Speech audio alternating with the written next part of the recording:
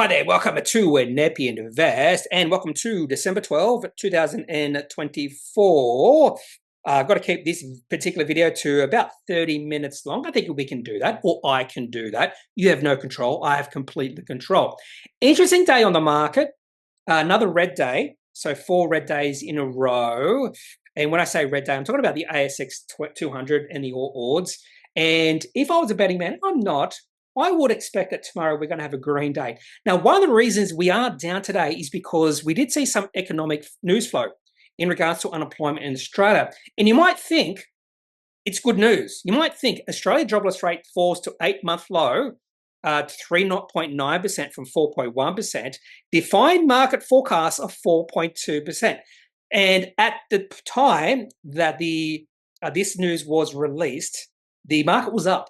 And at 11:30, when this news was released, the market dropped. So why is this perceived as bad news? It all comes back to interest rates.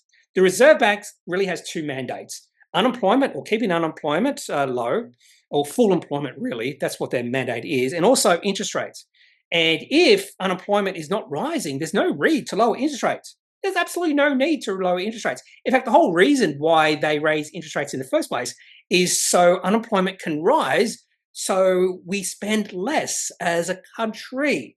So it brings interest rates down. So when they see these results, these unemployment numbers, they'll go, well, there's no need to lower interest rates. So I can definitely see a scenario where we don't see any interest rates cuts in Australia for a while because our labour market is doing fine right now. So the rest of the economy might be absolutely crap, but the labour market's doing fine right now. Other than that, US inflation is as expected, so that really didn't move the needle one way or the other. But it was just the unemployment, which was a little bit of a surprise today.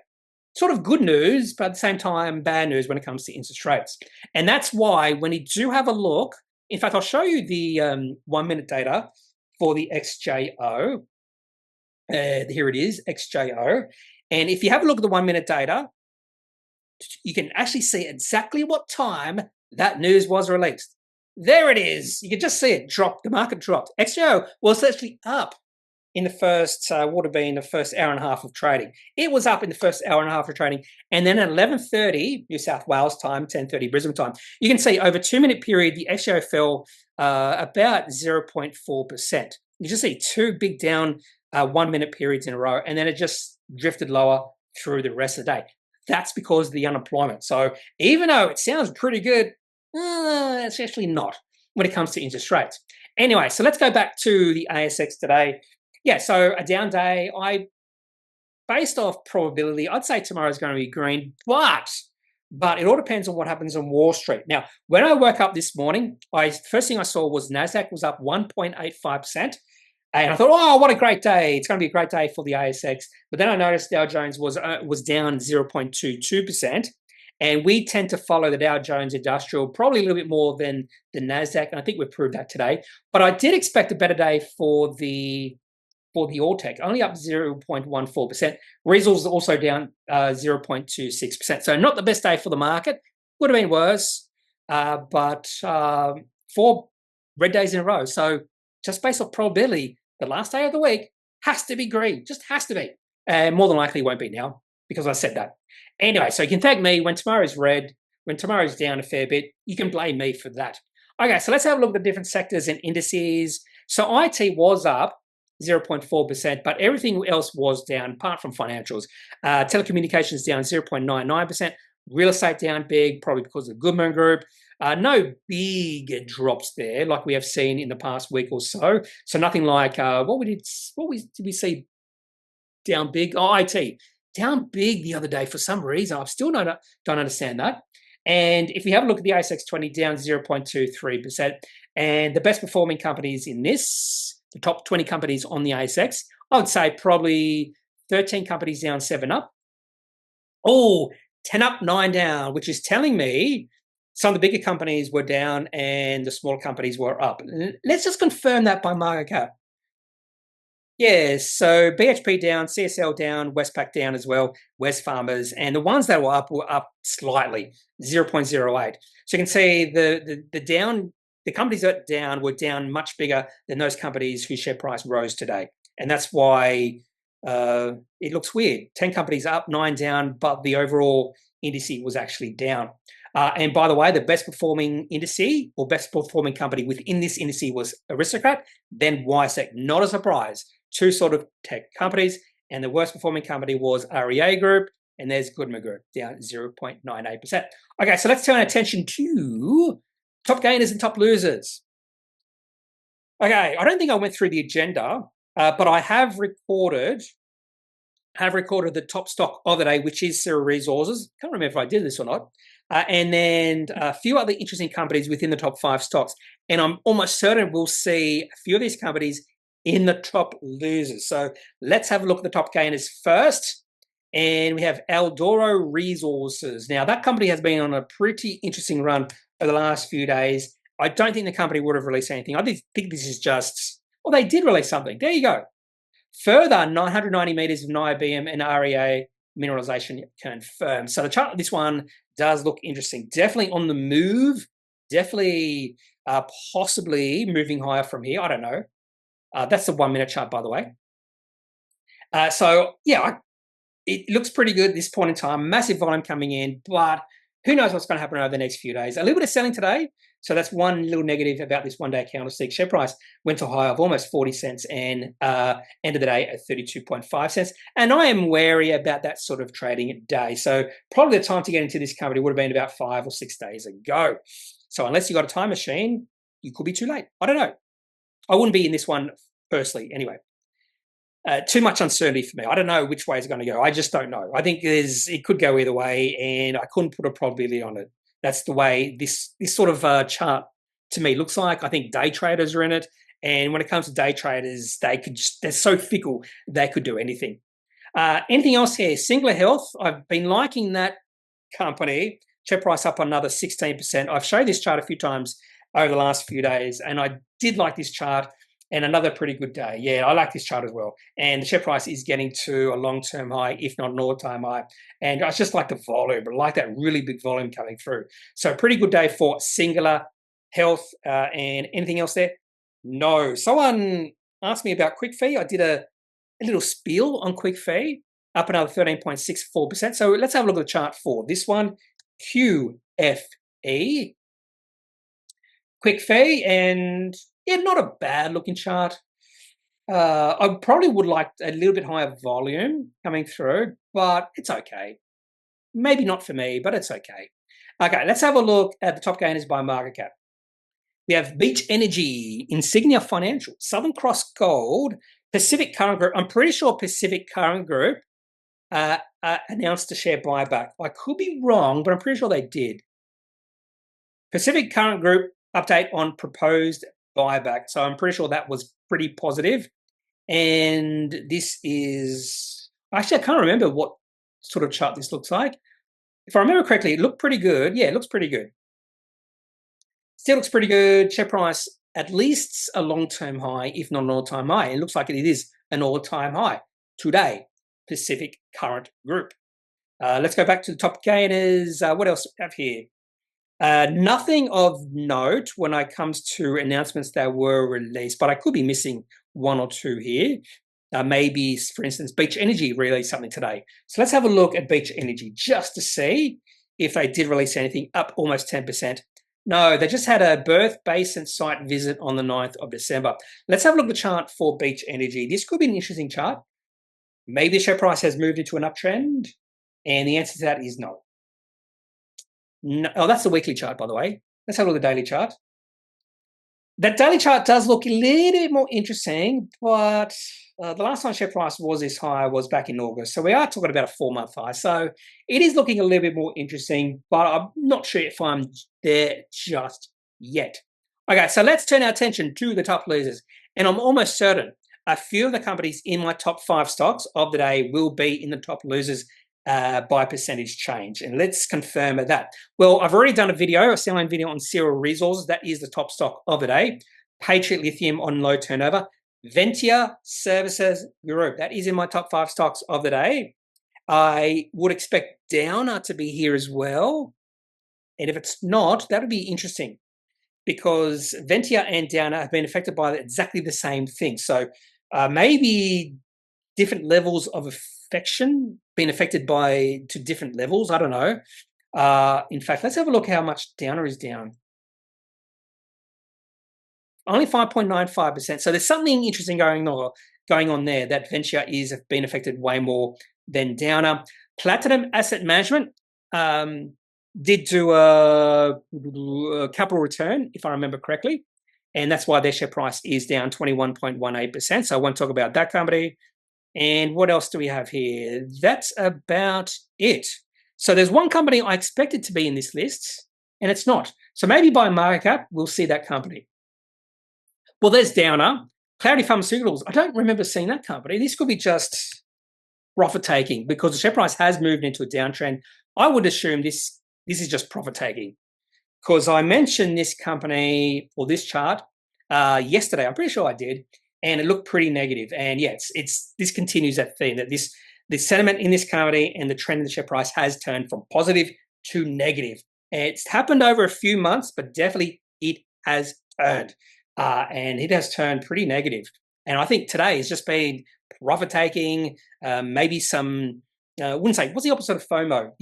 Fear, people are fearful now of this company. Share price could fall even further. Got to take my profits or sell for a small loss or maybe even a bigger loss.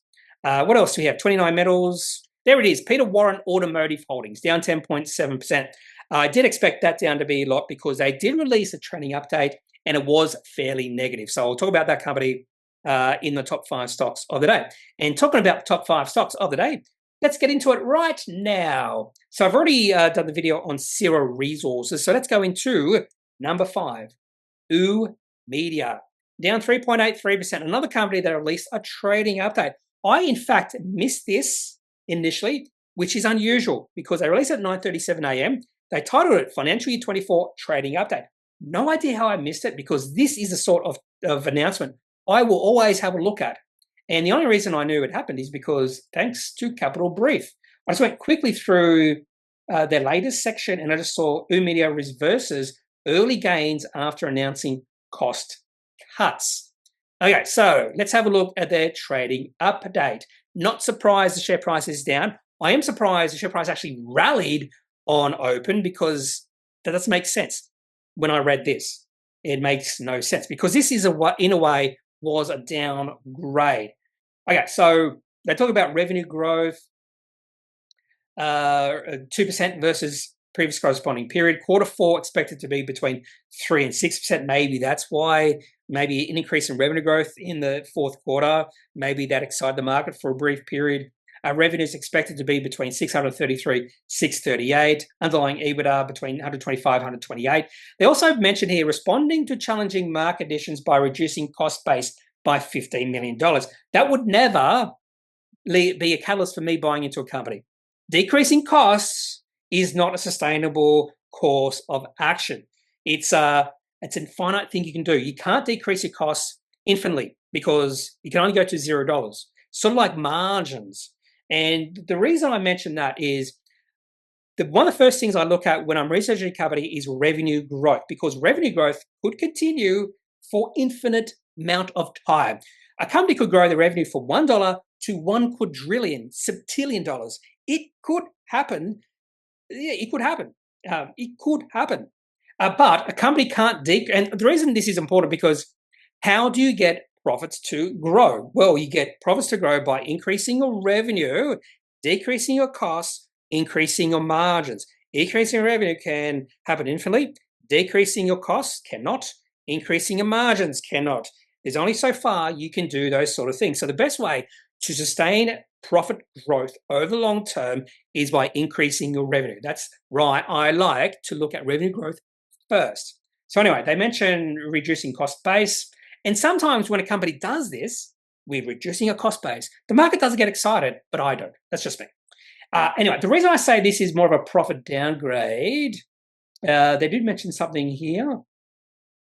Yeah, revenue growth in fourth quarter expected to improve to between 3 and 6% on the previous corresponding, which is lower than originally anticipated. with reasonably strong forward pacing not having converted to revenues as short-term booking. So I actually saw that and went, this is a downgrade. They're not expecting as much revenue growth in the fourth quarter than anticipated.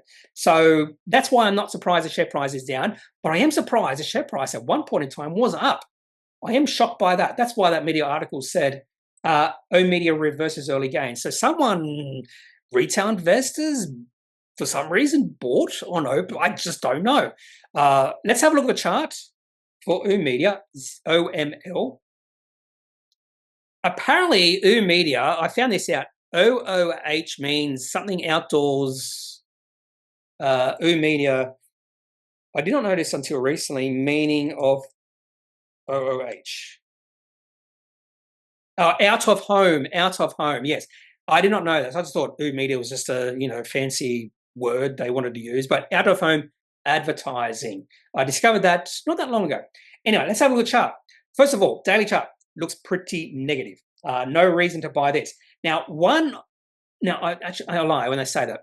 One reason that this could be looking interesting is where the share price right now is in comparison to a support level. So if you have a look at the weekly chart, so there is a nice little support level at around about $1, we'll say about $1.10. In fact, we'll say between $1 and $1.10, there's a nice little support level. We've seen the share price of this company get into this zone twice in the past 4 years, and the share price rallied. It did get below this zone during the COVID-19 just after. If we go back further, the share price has always been above this area. So maybe you could argue that this is in a support zone at $1.13. But just by looking at the daily chart and just seeing how much the share price has dropped the last few weeks, this looks pretty negative. I'd probably also say it's probably overbought right now, or oversold, and it wouldn't be surprising to see a bounce off this support level. So it could, it wouldn't be surprising to see that. Put it that way. I'm not sure how much that bounce would go. You might get a nice 10 to 15% bounce, but I wouldn't count on it. So I might put this onto my watch list just because it is at a support level. So let's do that. Put it on my watch list because it is at a support level. Okay, let's move on to company number 4. I do like what this company released, and it's just a notification of buyback. That's it. Now, the reason I like what this company is doing, because I think there is definitely an argument that IPH could be undervalued, and that's exactly when a company should be doing a share buyback, when the company is undervalued, because it just gives there's more value to shareholders if they're doing a share buyback when it's undervalued. In fact, it's one of the best things management can do. If a company is significantly undervalued and they have cash, do a share buyback. You create so much value for shareholders. Okay, so I do like this one. Commencement of on-market share buyback. That's all I need to know. And I think the market likes it. Share price up 4%. Now let's have a look at the chart. This one sort of did pique my interest not that long ago because share price has been falling for a while. And when I saw the chart, I had a look at the valuation of the company. I was thinking, Shay, this company is actually getting cheap, comparatively speaking. So the P/E ratio may be 20. Yeah, 18.96%. Historically, this company has a pretty high P/E ratio. In fact, let's do it right now. Let's go to FinChat. IPH. I have a little bit of time on my hands. IPH Limited. Financials.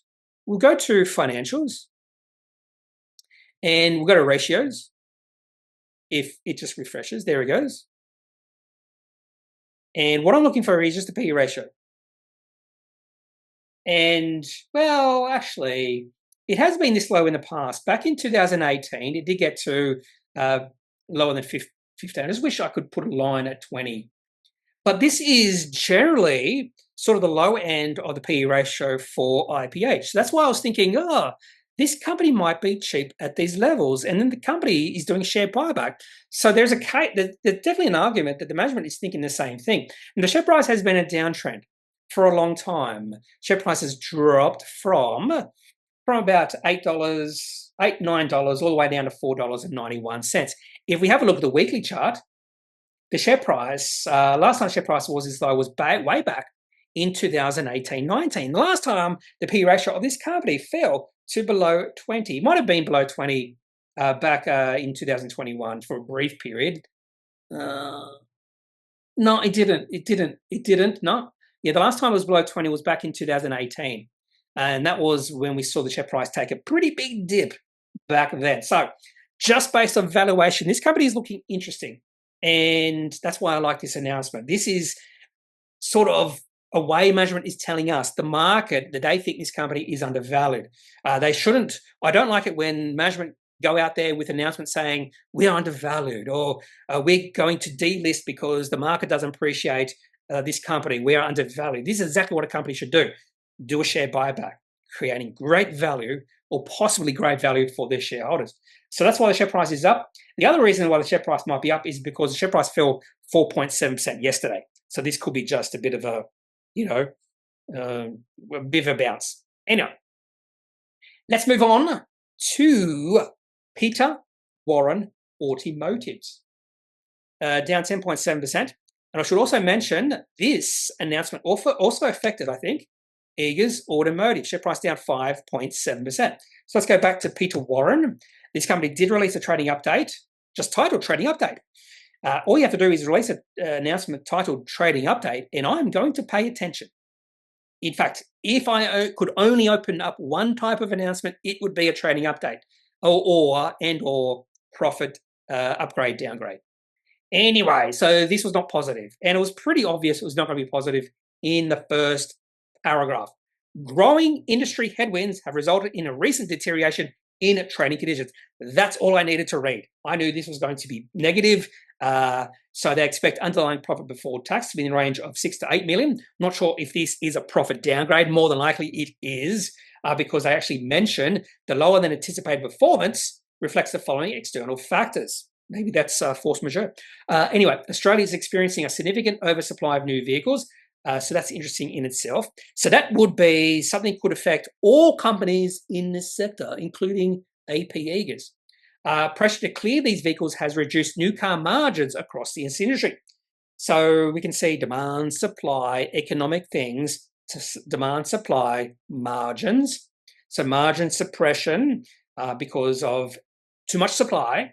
And the other half of that demand-supply equation is in the second bullet point. The level of demand for new vehicles has reduced. So if you increase supply, but demand decreases, that's a double whammy. And that is what's happening to Peter Warren Automotive Holdings right now. They're blaming cost of living pressures and demand for certain vehicles, including electric vehicles, is misaligned with supply.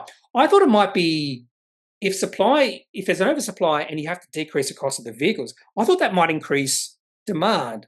But no, I'm not sure. Anyway, they are doing stuff to mitigate the lower new car margins and lower new car volumes, and again, decreasing costs. So I'm not a big fan of that, but sometimes a company has to do it. So let's have a look at the chart for Peter Warren, and we'll also have a look at the chart for APHs. Now, I'll have a look at the chart for APHs later in the video, I think, maybe.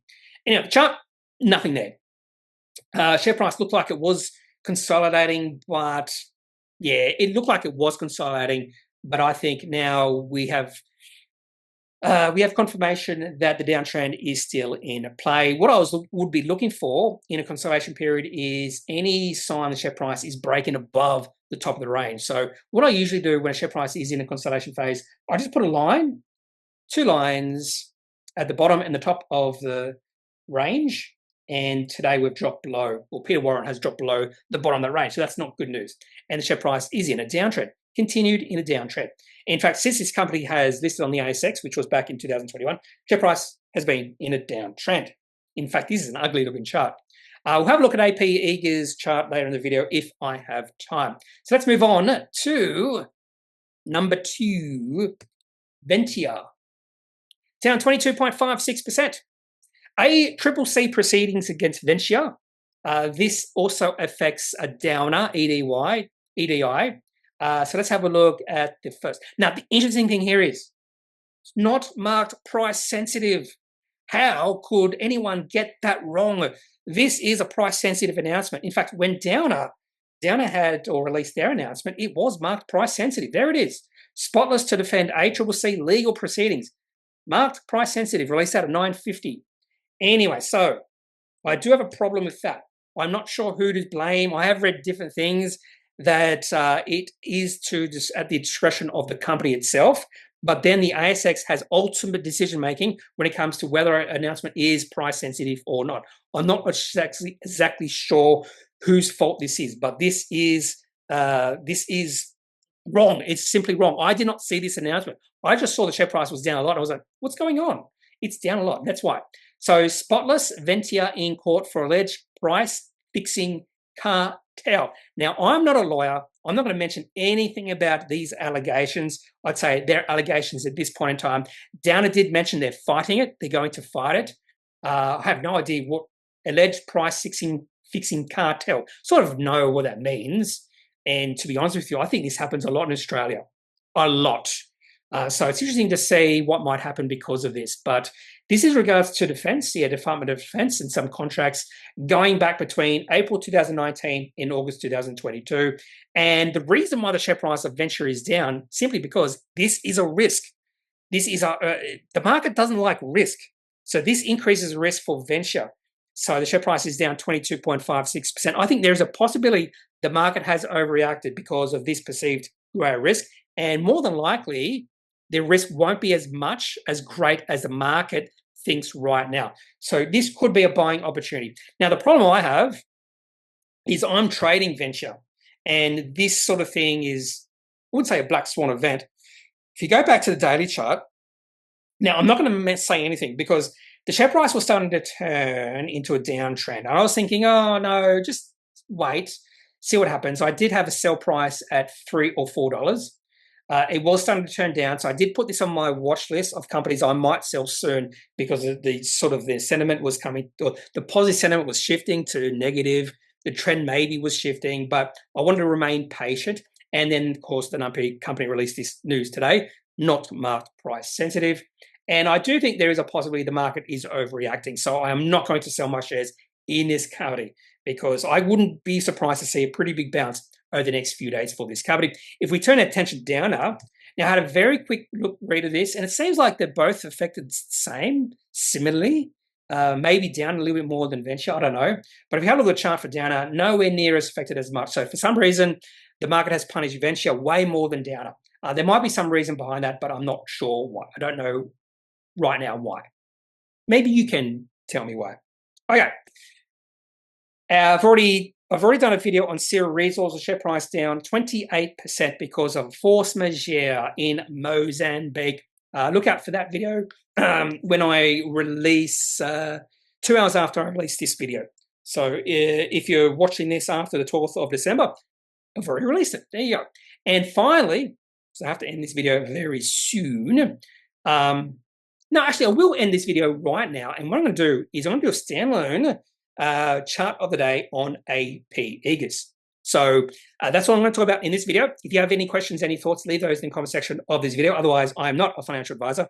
If you need financial advice, make sure you seek out someone who is qualified and can speak to your own financial needs. That's it for this video. Have a good day. Bye.